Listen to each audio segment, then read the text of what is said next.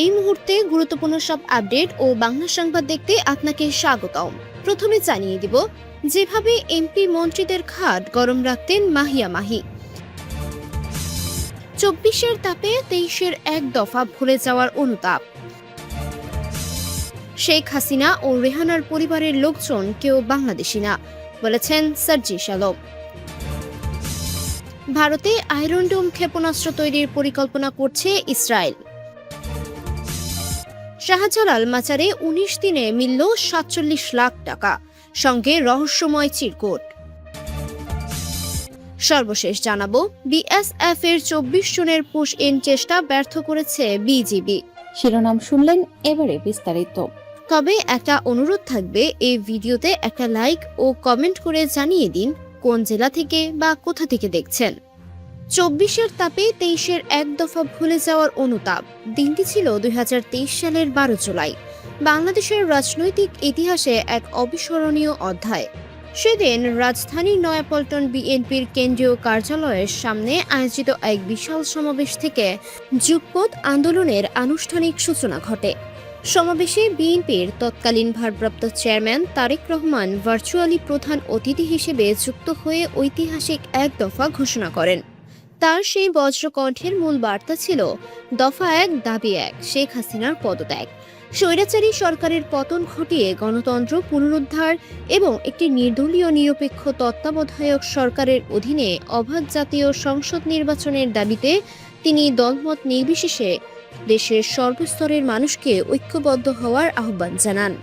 বিএনপির এই ঘোষণার সঙ্গে একাত্মতা প্রকাশ করে একই দিনে যুগপৎ আন্দোলনের শরিক দল ও জোটগুলো রাজধানীর বিভিন্ন পয়েন্টে পৃথক সমাবেশ থেকে অভিন্ন এক দফার ঘোষণা দেয়।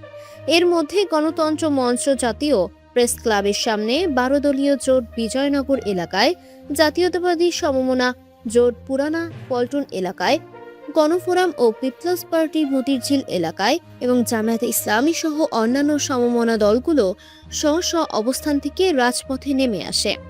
জনগণের ভোটাধিকার ফিরিয়ে আনার লক্ষ্যে 23 জুলাইয়ের সেই তীব্র গণ আন্দোলন ও রাজনৈতিক সংকল্পই মূলত পরবর্তী সময়ে 24-এর ঐতিহাসিক ছাত্র জনতার গণ অভ্যুত্থানের এক মজবুত ভিত্তি তৈরি করেছিল।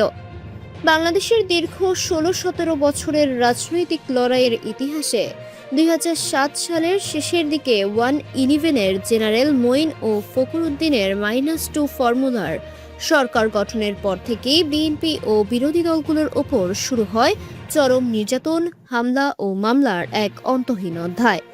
দমন পীড়নের মধ্যেই 2022 সালের 7 ডিসেম্বর রাজধানীর নয়াপল্টনে বিএনপির কেন্দ্রীয় কার্যালয়ে পুলিশের বর্বর হামলা, ভাঙচুর ও গণগ্রেফতার চালানো হয় এবং পরদিন গভীর রাতে গুলশানের বাসা থেকে গ্রেফতার করা হন দলের মহাসচিব মির্জা ফখরুল ইসলাম আলমগীর।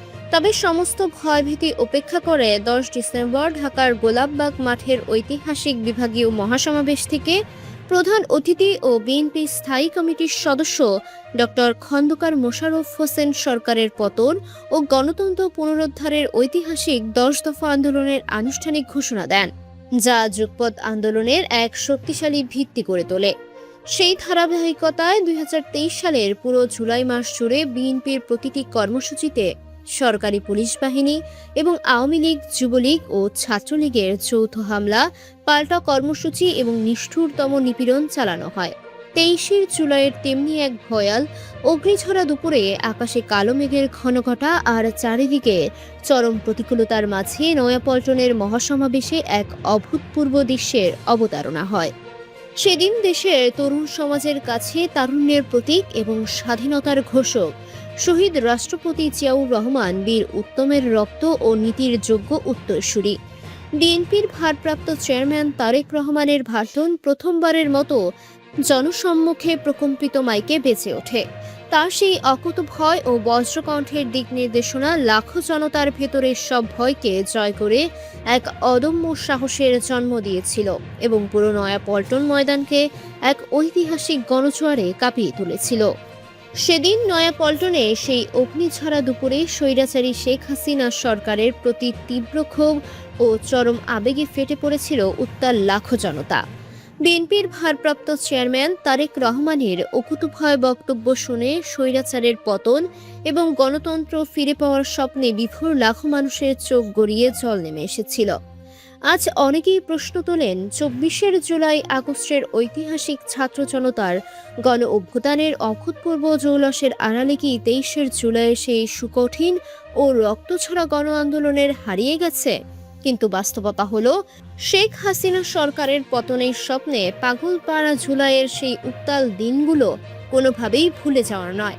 শত শত বাধা, নিপীড়ন ও বুলেটের ভয় উপেক্ষা করে রাজপথে গড়ে ওঠা সেই স্বৈরাচার বিরোধী আন্দোলনে দুটি দিন ছিল এক একটি মহাসমুদ্রের মতো।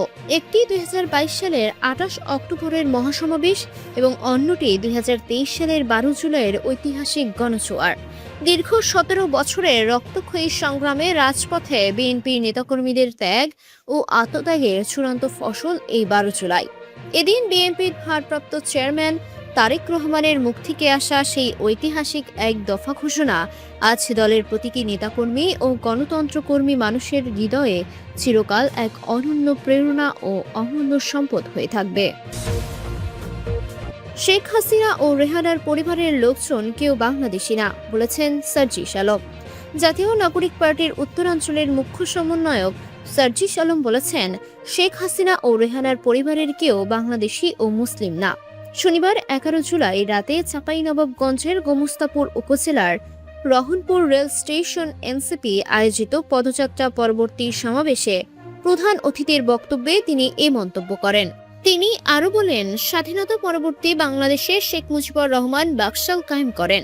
তিনি ১৯৭২ থেকে ৭৫ পর্যন্ত স্বৈরাচারী কায়দায় দেশ পরিচালনা করেছেন। তার সুযোগ্য মেয়ে শেখ হাসিনাও একই কায়দায় গত ১৫ বছর দেশ পরিচালনা করেছেন। তিনি বিজিবি ও জনসাধারণের সীমান্তে পুশ ইনের বিরুদ্ধে অবস্থানের প্রশংসা করে বিজিবিকে আরও শক্তিশালী করার আহ্বান জানান। এর আগে সন্ধ্যায় রাজশাহীর গোদাগাড়ী থেকে সড়ক পথে রহনপুর কলেজ মোড় থেকে গণভোট বাস্তবায়ন, কর্মসংস্থান ও সীমান্ত সুরক্ষার দাবিতে করা জুলাই পদযাত্রা কর্মসূচিতে অংশ নেন। পদযাত্রা করে তিনি রহনপুর কলোনি মোড় স্টেশন রোড হয়ে রহনপুর রেল স্টেশন এলাকায় সমাবেশে মিলিত হন।